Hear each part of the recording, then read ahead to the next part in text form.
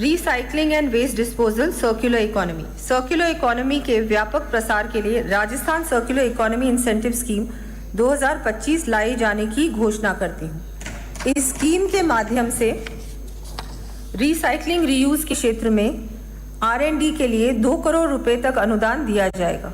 Circular economy के क्षेत्र में कार्यरत MSMEs तथा स्टार्टअप्स को विभिन्न योजनाओं में दिए जा रहे ऋण अनुदान में 0.5% की अतिरिक्त छूट प्रदान की जाएगी।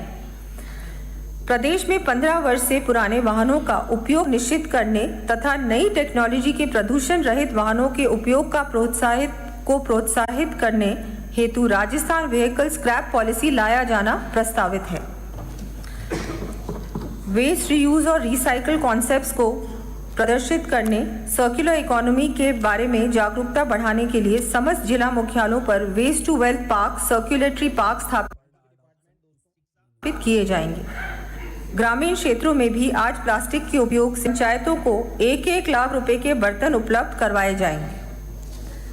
Clean tech development. माननीय अध्यक्ष महोदय, पर्यावरण संरक्षण से संबंधित विषयों में तकनीकी दक्षता बढ़ाने हेतु 250 करोड़ रुपए की राशि से clean and green technology development centre स्थापित किए जाने की घोषणा करती हूँ। केंद्र की स्मार्ट सिटी योजना की तर्ज पर बूंदी, नाथद्वारा, खाटू श्याम जी, माउंट आबू, बालोतरा, भरतपुर, बीकानेर, सवाई माधोपुर, अलवर, जोधपुर, जैसलमेर, किशनगढ़, भिवाड़ी, भीलवाड़ा, मंडावा, पुष्कर के शहरी क्षेत्रों को 900 करोड़ रुपए का कोष गठित कर आगामी 3 वर्षों में clean and green eco cities के रूप में विकसित किए जाने की घोषणा करती हूँ।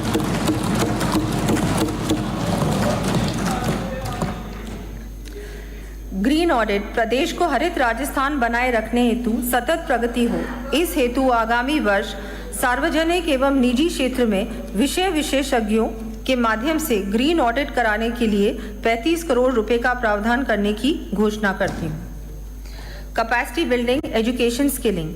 राज्य में सतत विकास लक्ष्यों SDGs के इम्प्लीमेंटेशन में आने वाली कमियों की पहचान करने तथा सतत विकास लक्ष्यों को वर्ष 2030 तक त्वरित गति से प्राप्त करने के लिए sustainable development goals coordination and acceleration centre स्थापित किया जाएगा। हमारी नई पीढ़ी सस्टेनेबल डेवलपमेंट तथा ग्रीन ग्रोथ के सिद्धांतों को आत्मसात कर आवश्यक स्किल्स प्राप्त कर सके, इस दृष्टि से स्कूल शिक्षा में आवश्यक प्रावधान करने के साथ ही उच्च एवं तकनीकी शिक्षा में नए विषय प्रारंभ करते हुए सर्टिफिकेशन कोर्सेज भी उपलब्ध करवाए जाने के लिए 40 करोड़ रुपए का प्रावधान प्रस्तावित है। Green funding. स्थानीय निकायों तथा निवेशकों को ग्रीन ग्रोथ संबंधी परियोजनाओं एवं गतिविधियों के क्रम में अतिरिक्त प्रोत्साहन उपलब्ध करवाने के लिए कार्बन क्रेडिट की तर्ज पर राजस्थान ग्रीन क्रेडिट मैकेनिज्म विकसित कर ट्रेडेबल क्रेडिट्स उपलब्ध करवाए जाने प्रस्तावित करती हूँ। साथ ही राजकीय परियोजनाओं के लिए ग्रीन फंड्स एवं इंस्ट्रूमेंट्स को लेवरेज भी किया जाएगा।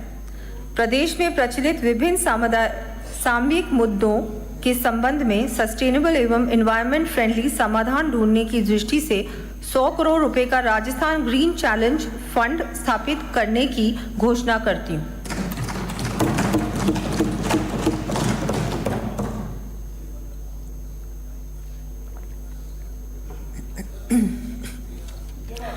माननीय सदस्य, प्राचीन पर्वतमाला अरावली पर्वत श्रृंखला के ऐतिहासिक एवं भौगोलिक महत्व को से भली भांति परिचित है। इस पर्वत श्रृंखला का हमारे देश को बरसों से आक्रमणकारियों से बचाने के साथ साथ डेजर्टिफिकेशन के प्रसार की रोकथाम तथा बायोडायवर्सिटी के संरक्षण में महत्वपूर्ण योगदान है। अरावली पर्वतमाला के संरक्षण व इसे हरित बनाए रखने के उद्देश्य से मैं 250 करोड़ रुपए राशि की हरित अरावली विकास परियोजना शुरू करने की घोषणा करती हूँ।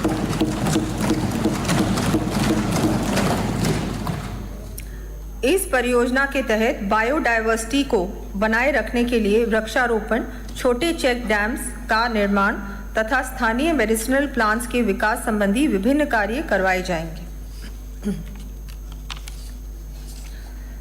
अध्यक्ष महोदय, माननीय मुख्यमंत्री श्री भजनलाल जी शर्मा के कौशल नेतृत्व में अल्प समय में ही जनता के विश्वास पर खरा उतरते हुए जन कल्याण की भावना से हमारी सरकार ने महत्वपूर्ण कदम उठाए हैं। आगे भी हम प्रदेश के चौमुखी विकास के लिए अथक प्रयास करते रहेंगे। यहाँ पर मैं प्रसिद्ध कवि श्री गोपाल दास नीरज जी की पंक्तियाँ याद करना चाहूँगी। है फूल रोकते, कांटे मुझे चलाते, मरुस्थल पहाड़ चलने की चाह बढ़ाते। सच कहता हूँ जब मुश्किलें नहीं होती हैं, मेरे पग तब चलने में भी शर्माते। मेरे संग चलने लगे हवाएं जिससे, तुम पथ के कण कण को तूफान करो। मैं तूफानों में चलने का आदी हूँ, तुम मत मेरी मंजिल आसान करो।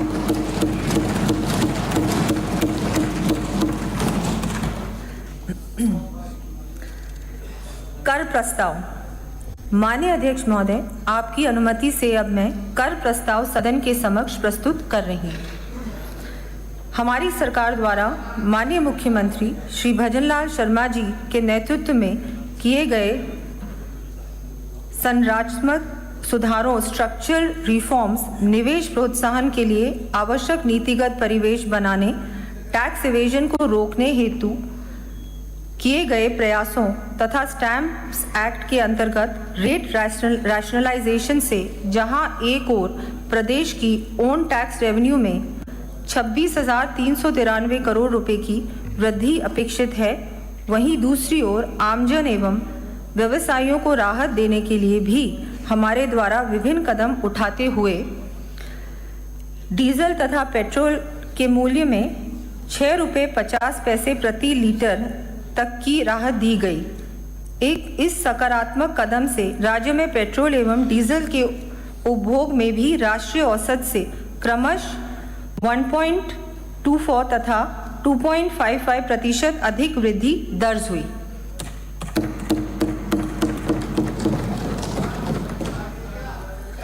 वैट समय के पुराने लंबित मामलों पर दी गई एमनेस्टी से लगभग 18,000 व्यवहारियों को 2,000 करोड़ से अधिक की राहत प्रदान की गई। अल्प एवं मध्यम आय वर्ग के 13,000 से अधिक व्यक्तियों को स्टैंप ड्यूटी में 75 करोड़ रुपए से अधिक की राहत दी गई। माननीय सदस्यों को मैं महाभारत की शांति पर्व का श्लोक याद दिलाना चाहूंगी, जहां भीष्म पितामह धर्मराज युधिष्ठिर को शिक्षा देते हुए कहते हैं, राजा को चाहिए कि परिस्थिति और समय के प्रतिकूल प्रजा पर कर का बोझ ना डाले, समय के अनुसार प्रजा को समझाकर उचित रीति से कर वसूल करे।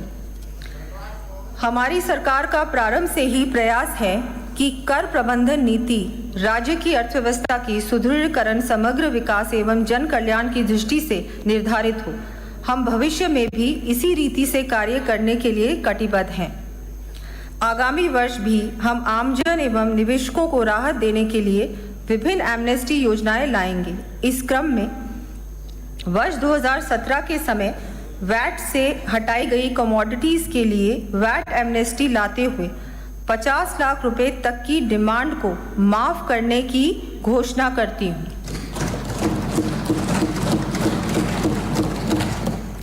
साथ ही इससे अधिक बकाया होने पर ब्याज एवं पेनल्टी पर 100% छूट दी जानी प्रस्तावित है।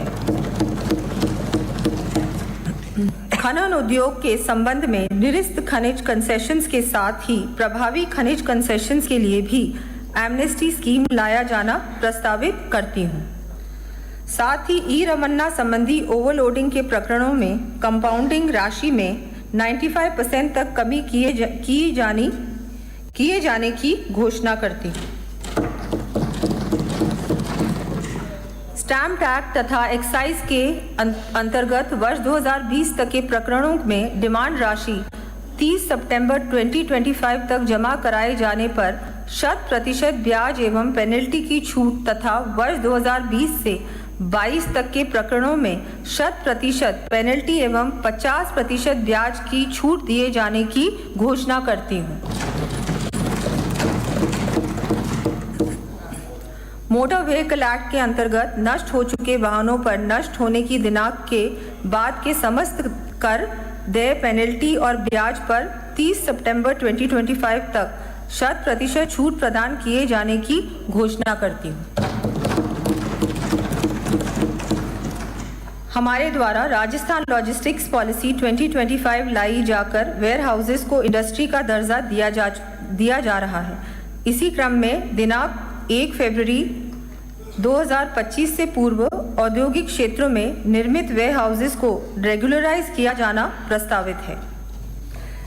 नगरीय क्षेत्रों में स्थित भूखंड एवं भवनों की 31 मार्च 2024 तक की बकाया लीज राशि 30 सितंबर 2025 तक एकमुश्त जमा कराई जाने पर देय ब्याज में 100% छूट दिया जाना प्रस्तावित है। निवेश प्रदेश को वर्ष 2030 तक $350 बिलियन इकोनॉमी बनाने के लक्ष्य की ओर ठोस कदम बढ़ाते हुए हमारे द्वारा राइजिंग राजस्थान के माध्यम से राजस्थान को अट्रैक्टिव इन्वेस्टमेंट डेस्टिनेशन के रूप में स्थापित कर प्रदेश के तीव्र विकास की आधारशिला रखी गई है। प्रदेश को और अधिक कॉम्पिटिटिव बनाने की दृष्टि से Rajasthan investment promotion scheme RIPS 2024 के अंतर्गत केंद्र सरकार द्वारा एमएसएमई इकाइयों की नई रहित परिभाषा के अनुरूप रिप्स 2024 के अंतर्गत लाभ दिए जाने की घोषणा करती हूँ। साथ ही बड़े निवेशकों के अनुरूप ही एमएसएमई इकाइयों को रिप्स 2024 के अंतर्गत एक्सपेंशन हेतु निर्धारित लाभ दिए जाने की भी मैं घोषणा करती हूँ। रिप्स 2022 के साथ ही रिप्स 2019 के अंतर्गत लाभान्वित इकाइयों को पात्र होने की स्थिति में शेष अवधि हेतु रिप्स 2024 के अंतर्गत लाभ प्राप्त करने के संबंध में ट्रांजिशन के लिए अनुमत किया जाना प्रस्तावित करती हूँ।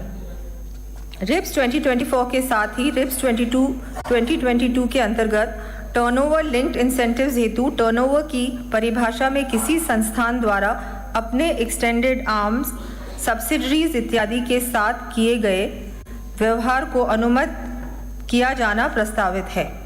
रिप्स अथवा उद्यम प्रोत्साहन योजनाओं के अंतर्गत किसी कंपनी के डायरेक्टर अथवा उसके परिवार के सदस्य के अन्य कंपनी में भी डायरेक्टर होने से ऐसी द्वितीय कंपनी को योजनाओं का लाभ देने के लिए अपात्र नहीं माना जाना प्रस्तावित है। एग्रो प्रोसेसिंग स्कीम 2019 के समय के कुछ प्रस्ताव अभी भी लंबित हैं। ऐसे लंबित प्रस्तावों को निस्तारित कर उक्त योजना अंतर्गत लाभ प्रदान किए जाने की घोषणा करती हूँ। खनन पट्टा धारकों के लिए क्वारी लाइसेंस हेतु देय फीस को 5,000 रुपये से घटाकर 3,000 रुपये करवाने की घोषणा करती हूँ। खानों के बाहर राजकीय भूमि में एकत्रित ओवरबर्डन से एमसैंड बनाने पर रॉयल्टी में छूट दी गई है। अब मैं गैर सरकारी भूमि के संबंध में भी ओवरबर्डन डंप्स के एमसैंड सहित अन्य प्रयोजनार्थ उपयोग पर रॉयल्टी में 50% की छूट प्रस्तावित करती हूँ। आगामी वर्ष में अप्रधान खनिजों के 50 प्लांटों की नीलामी प्री एम्बेडेड क्लियरेंस के साथ की जानी प्रस्तावित है। इससे नीलामी में अधिक राजस्व प्राप्त होगा और खनिजों का उत्पादन भी अविलंब प्रारंभ हो सकेगा। आम आदमी को राहत। परिवार के सदस्यों के पक्ष में पावर ऑफ अटॉर्नी पर स्टैंप ड्यूटी में उपलब्ध छूट का लाभ माता पिता, भाई बहन, पुत्र पुत्री, पौत्र पौत्री, पति पत्नी के साथ साथ पुत्र वधू, नाती और नातिन को भी दिए जाने की घोषणा करती हूँ।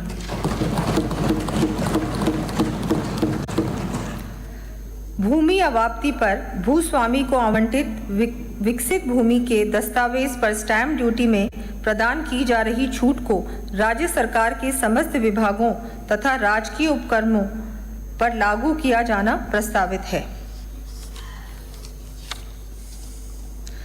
उद्योगों एवं संपत्ति में महिलाओं की भागीदारी बढ़ाने के उद्देश्य से पत्नी के साथ संयुक्त नाम से क्रय की गई 50 लाख तक की संपत्ति पर स्टैम्प ड्यूटी में 0.5% की छूट दिए जाने की घोषणा करती हूँ। गोपाल क्रेडिट कार्ड योजना के संबंध में गोपालकों को और अधिक राहत देते हुए गोपाल क्रेडिट कार्ड के लिए जरूरी सभी दस्तावेजों पर स्टैम्प ड्यूटी माफ करना तथा योजना के प्रावधानों को सरल किया जाना प्रस्तावित करती हूँ। Ease of doing business, GST, VAT, MV act, stamps act आदि सभी टैक्सेशन संबंधी प्रकरणों में वीडियो कॉन्फ्रेंसिंग के माध्यम से सुनवाई की सुविधा उपलब्ध कराए जाने की घोषणा करती हूँ। साथ ही मुख्यालय स्तर से की गई कार्रवाई के संबंध में जिला स्तर पर फैसिलिटेशन डेस्क के माध्यम से डॉक्यूमेंट सबमिशन एवं वेरिफिकेशन की सुविधा भी प्रदान किया जाना प्रस्तावित है। जीएसटी एवं वैट के अंतर्गत बायोमेट्रिक सत्यापन के आधार पर पंजीकरण हेतु आवेदन करने पर 7 दिवस में पंजीकरण सुनिश्चित करने की गारंटी दिया जाना प्रस्तावित है। हमारे द्वारा लाए जा रहे Rajasthan value added tax bill 2025 के अंतर्गत ईज ऑफ डूइंग बिजनेस के उद्देश्य से मैं फर्स्ट पॉइंट टैक्सेशन की प्रक्रिया निर्धारित करना प्रस्तावित करती हूँ। साथ ही माननीय प्रधानमंत्री महोदय की मंशा के अनुरूप जन विश्वास एक्ट की तर्ज पर इस एक्ट के प्रावधानों के उल्लंघन को डीक्रिमिनलाइज भी किया जा रहा है। अब 40 लाख रुपए तक टर्नओवर वाले व्यवसायों को पंजीयन कराने की बाध्यता नहीं होगी तथा पंजीयन हेतु सिक्योरिटी के प्रावधान को भी समाप्त किया जा रहा है। प्रतिवर्ष कर निर्धारण आदेश की अनिवार्यता समाप्त कर स्वयं कर निर्धारण सेल्फ असेसमेंट व्यवस्था लागू की जा रही है। नवीन एक्ट के प्रावधानों के अनुरूप अपील करने पर स्वतः ही स्थगन प्राप्त हो जाएगा। MV act motor vehicle act के अंतर्गत वाहन निर्माताओं को भी वाहनों के पंजीयन की शक्तियां दिया जाना प्रस्तावित है। राज्य से बाहर ले जा चुके और नष्ट हो चुके वाहनों के एक बारीय कर के रिफंड हेतु आवेदन की निर्धारित समाविधि को 6 माह से बढ़ाकर 2 वर्ष किए जाने की घोषणा करती हूँ। अन्य राज्यों से राजस्थान राज्य में लाए गए वाहनों के वन टाइम टैक्स की गणना पोर्टल के माध्यम से करने तथा पंजीकरण की व्यवस्था को पूर्णतः ऑनलाइन करने की घोषणा करती हूँ। बहुमंजिला भवनों तथा रेरा अनुमोदित प्रोजेक्ट्स में संपत्तियों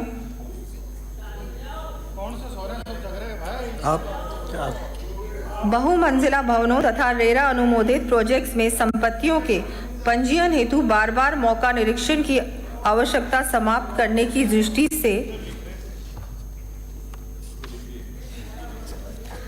प्रोजेक्ट्स के अप्रूवल लेआउट प्लान के आधार पर इवैल्यूएशन की सुविधा उपलब्ध कराई जानी प्रस्तावित करती हूँ। फायर एनओसी प्राप्त करने की प्रक्रिया का सरलीकरण करने के साथ ही फायर एनओसी की न्यूनतम वैधता अवधि 2 वर्ष निर्धारित की जाएगी। महिला सशक्तिकरण को बल देते हुए वाणिज्यिक एवं औद्योगिक प्रतिष्ठानों में महिलाओं के लिए निर्धारित कार्य अवधि के संबंध में लगाए गए प्रतिबंध को पूर्णतः समाप्त करने की घोषणा करती हूँ।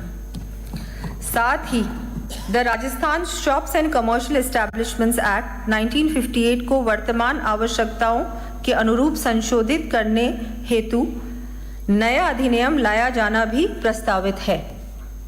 ग्रीन ग्रोथ हमारी सरकार का ध्येय औद्योगिक विकास एवं पर्यावरण संरक्षण में संतुलन रखते हुए राज्य की विकास दर को और नई ऊंचाइयों पर ले जाना है। इस लक्ष्य की ओर एक कदम और बढ़ाते हुए ग्रीन ग्रोथ क्रेडिट पॉलिसी लाए जाने की घोषणा करती हूँ। इस पॉलिसी के तहत नए निवेशकों के साथ साथ पहले से स्थापित उद्योगों को इको मार्क आधारित ग्रीन टेक्नोलॉजी गुड्स के उपयोग, उत्पादन पर इंटरेस्ट सबवेंशन, स्टैम्प ड्यूटी और electricity duty exemption, transferable development rights तथा स्टार्टअप फंड्स आदि के रूप में छूट दी जानी प्रस्तावित है।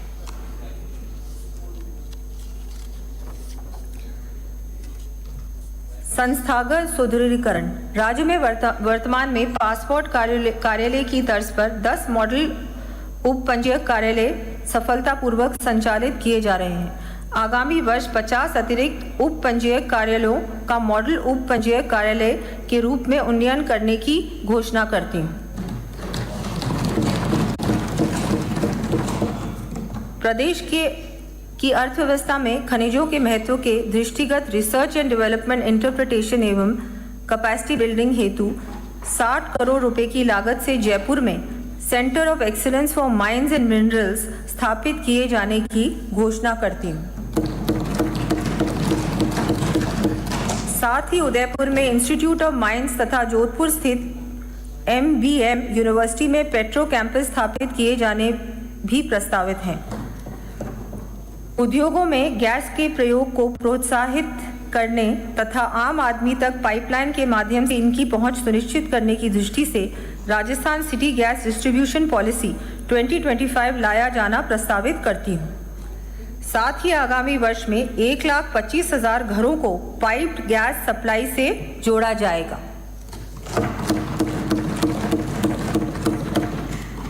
हमने कर संग्रहण में एफिशिएंसी एवं ट्रांसपेरेंसी लाने की दृष्टि से वाणिज्यिक कर विभाग, आबकारी विभाग तथा परिवहन विभाग में फेसलेस मैनेजमेंट की व्यवस्था तथा विभागों के पुनर्गठन करने का कार्य प्रारंभ किया है। आगामी वर्ष खनन विभाग में भी इसी अनुरूप व्यवस्था की जानी प्रस्तावित है। खनिजों की खोज एवं अन्वेषण हेतु राज्य सरकार के उपक्रम RSMML की सहायक कंपनी के रूप में राजस्थान मिनरल एक्सप्लोरेशन लिमिटेड के गठन की घोषणा करती हूँ। Additional resource mobilisation ARM। मुझे माननीय सदस्यों को अवगत कराते हुए अत्यंत हर्ष का अनुभव हो रहा है कि पचपदरा बालोतरा स्थित HPCL राजस्थान रिफाइनरी लिमिटेड का निर्माण अंतिम चरण में है, जो माह अगस्त 2025 से चरणबद्ध रूप से उत्पादन प्रारंभ कर देगी।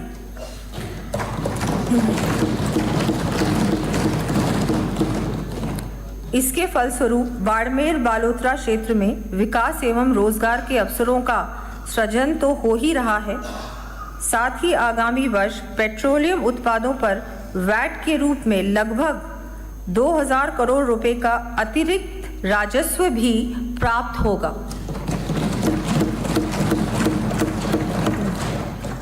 साथ ही land pooling, land aggregation, InvITs के माध्यम से एसेट मोनेटाइजेशन किया जाना भी प्रस्तावित है। इस प्रकार 4750 करोड़ रुपए का ARM संभावित है। इन कर प्रस्तावों के अतिरिक्त कुछ अधिनियमों के प्रावधानों में भी संशोधन प्रस्तावित है। इन संशोधनों के संबंध में विस्तृत उद्देश्य और प्रयोजन वित्त विधेयक में वर्णित है।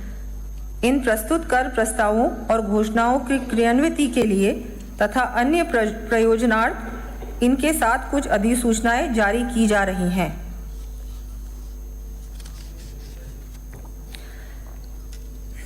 अब मैं माननीय सदन में वर्ष 2024-25 के संशोधित अनुमान एवं बजट अनुमान 2025-26 प्रस्तुत कर रही हूँ। वर्ष 2024-25 के संशोधित अनुमानों का विवरण इस प्रकार है। राजस्व प्राप्तियां 2,62,618 करोड़ 28 लाख रुपए। राजस्व व्यय 2,94,557 करोड़ 43 लाख रुपए। राजस्व घाटा 31,939 करोड़ 15 लाख रुपए। पूंजी खाते में प्राप्तियां 2,36,335 करोड़ 87 लाख रुपए। पूंजी खाते में व्यय 2,04,289 करोड़ 79 लाख रुपए। राजकोषीय घाटा 70,090 करोड़ 84 लाख रुपए। वर्ष 2025-26 के लिए बजट अनुमानों का संक्षिप्त विवरण इस प्रकार है। राजस्व प्राप्तियां 2,94,536 करोड़ 49 लाख रुपए। राजस्व व्यय 3,25,545 करोड़ 90 लाख रुपए।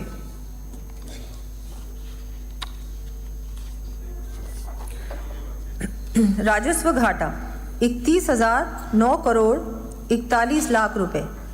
पूंजी खातों में प्राप्तियां 2,42,647 करोड़ 54 लाख रुपए। पूंजी खाते में व्यय 2,11,523 करोड़ 4 लाख रुपए। राजकोषीय घाटा 84,643 करोड़ 63 लाख रुपए। विवेकपूर्ण राजकोषीय प्रबंधन एवं राजकोषीय समेकन। हमारे द्वारा राज्य में व्यापक स्तर पर इकोनॉमिक डेवलपमेंट हेतु फिस्कल मैक्रो कंसोलिडेशन का विस्तृत रोड मैप प्रस्तुत किया गया है, जिसके लिए हमने फिस्कल पैरामीटर्स को अनुमत सीमा में रखते हुए समुचित संसाधनों की व्यवस्था की है। बजट अनुमान 2025-26 में राज्य के राजकोषीय मानकों का विवरण निम्न प्रकार है।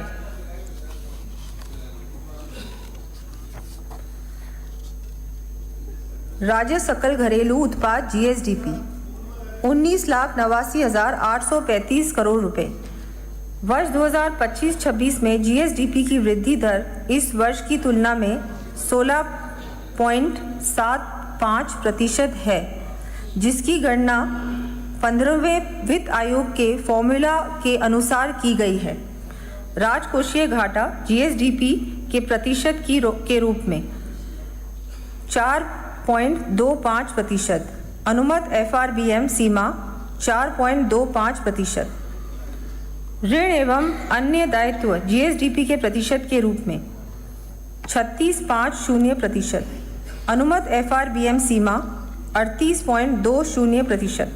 पूंजीगत परिव्यय 53,686 करोड़ 15 लाख रुपए।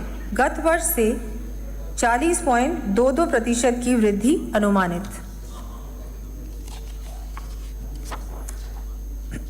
Consolidated sinking fund. हमारे द्वारा किए गए वित्तीय नवाचारों से RBI द्वारा प्रदान की गई वेज एंड मीन्स एडवांस एवं स्पेशल ड्राइंग फैसिलिटी का ऑप्टिमम मैनर में उपयोग कर फंड फ्लो लिक्विडिटी मैनेजमेंट से राज्य को चालू वित्तीय वर्ष 2024-25 में लगभग 500 करोड़ रुपए की बचत होना अनुमानित है। इसी कड़ी में हमने गत सरकार द्वारा बढ़ाए गए अत्याधिक ऋण भार के रिस्क मैनेजमेंट के लिए RBI द्वारा संचालित कंसोलिडेटेड सिंकिंग फंड को भी सब्सक्राइब किया है।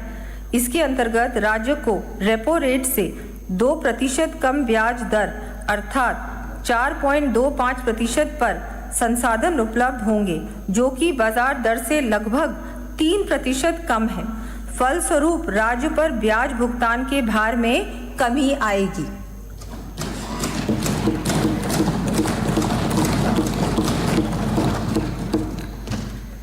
Special assistance scheme for capital investment SASCI. केंद्र सरकार द्वारा राज्य में पूंजीगत निवेश बढ़ाने हेतु सास्की योजना के अंतर्गत राज्य को 50 ईयर इंटरेस्ट फ्री लोन उपलब्ध कराया जा रहा है। इस योजना से राज्य में सड़क, जलापूर्ति, स्वास्थ्य सेवाएं, ग्रामीण शहरी क्षेत्रों के विकास के साथ ही अर्थव्यवस्था का समग्र विकास होगा। इस योजना अंतर्गत परिवर्तित बजट 2024-25 में 7,800 करोड़ रुपए का प्रावधान रखा गया था। हमारे द्वारा त्वरित कंप्लायंस तथा योजना अंतर्गत पूंजीगत कार्यों के बेहतर पेस ऑफ एक्सपेंडिचर के आधार पर 10,500 करोड़ रुपए प्राप्त होने संभावित हैं। साथ ही वर्ष 2025-26 में भी लगभग 15,000 करोड़ रुपए के ब्याज मुक्त संसाधन उपलब्ध होना संभावित है। Asset monetisation. हमारी सरकार विकास को गति देने और संपत्तियों के सर्वोत्तम उपयोग के लिए भारत सरकार की नेशनल मोनेटाइजेशन पाइपलाइन के अनुरूप सड़क परिवहन, ऊर्जा खनन और शहरी बुनियादी ढांचे जैसे क्षेत्रों में असेट मोनेटाइजेशन के माध्यम से उपलब्ध संसाधनों को लेवरेज कर एफिशिएंट रिसोर्स मोबिलाइजेशन सुनिश्चित करेगी। Power sector reforms. केंद्रीय बजट में राज्यों को पावर सेक्टर रिफॉर्म्स हेतु हमारे प्रस्तावों को मंजूरी देने के फलस्वरूप राज्यों को वर्ष 2025-26 में भी जीएसडीपी की 0.5% अतिरिक्त राशि प्राप्त होगी। इसके लिए हम एफआरबीएम एक्ट 2005 की धारा 6 में भी संशोधन प्रस्तावित कर रहे हैं। इस प्रावधान में राज्यों को लगभग 9,949 करोड़ रुपए अतिरिक्त राशि प्राप्त होगी,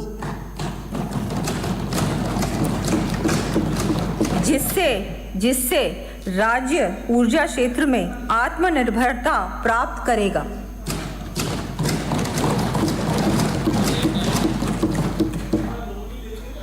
कृषि बजट के अंतर्गत कृषि विकास एवं कृषकों के कल्याण हेतु बजटरी एंड एक्स्ट्रा बजटरी प्रावधानों का योजनावार एवं बजट मदवार विवरण बजट खंड 4 में सदन के समक्ष प्रस्तुत किया जा रहा है। कृषि बजट के अंतर्गत वर्ष 2025-26 में समेकित निधि कंसोलिडेटेड फंड राज्य की स्वायत्तशासी सहकारी एवं अन्य संस्थाओं के स्वयं के संसाधनों सहित कुल राशि 1,10,981 करोड़ 40 लाख रुपए का कृषि विकास एवं कृषकों के कल्याण हेतु प्रावधान किया गया है। कृषि बजट में से राशि 65,232 करोड़ 4 लाख रुपए समेकित निधि से व्यय की जानी प्रस्तावित है और राज्य के कुल बजट का 12.15% है। कृषि बजट में गत वर्ष से 14.67% की वृद्धि अनुमानित है तथा कृषि बजट जीएसडीपी का 5.58% है। ग्रीन बजट प्रदेश में दीर्घकालीन सतत विकास सुनिश्चित करने, सभी विकास योजनाओं में ग्रीन ग्रोथ के सिद्धांत का समावेश करने तथा पर्यावरण संरक्षण के साथ ही प्रदेश को हरित राजस्थान बनाने के उद्देश्य से वर्ष 2025-26 में प्रथम ग्रीन बजट नवीन बजट खंड 4 में प्रस्तुत किया जा रहा है। ग्रीन बजट में 27,854 करोड़ रुपए का बजट प्रावधान किया गया है, जो योजनाओं पर व्यय का 11.34% है तथा कुल बजट का 5.18% है।